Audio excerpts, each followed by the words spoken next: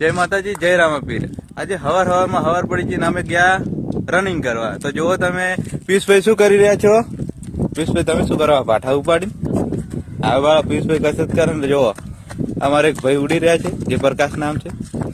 પિયુષભાઈ તો થાકીને બેસી ગયા હે। એ તો નેટ 1 કિલોમીટર દોડ્યા અને થાકી ગયા હે। જો આમ તો દેખો તો ખરી, મોટું તો દેખાડે કર તમારે નહીં, રાતનું નહીં દેખાય પણ તો ઠીક હે। આ જો આ ડેમ નો વિસ્તાર હે ને એટલી ઠંડી પડે ને, બહુ જ ઠંડી બહુ આમ। આ જો તમે જોઈ શકો છો, જો પિયુષભાઈ તો થાકી ગયા। આ લાઈટ ને આ બધું જો।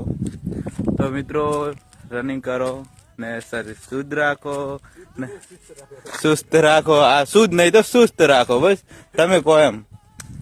આ જો આ ડેમ નો વિસ્તાર હતો, નહીં દેખાય કેમ કે લાઈટો ડાઉન હે તો દેખાય। આખો ડેમ હે, દાડાનો વિસ્તાર। ને અમારા વિષ્ણુભાઈ આવે છે, નહીં દેખાતા, એને 5 કિલોમીટર પૂરું કરી રહ્યા। તો મિત્રો, રનિંગ કરો ને શરીર કેવું રાખો પિયુષભાઈ? સુસ્ત રાખો। તો મિત્રો, મળીશું બીજા વ્લોગમાં। જય હિન્દ, જય માતાજી।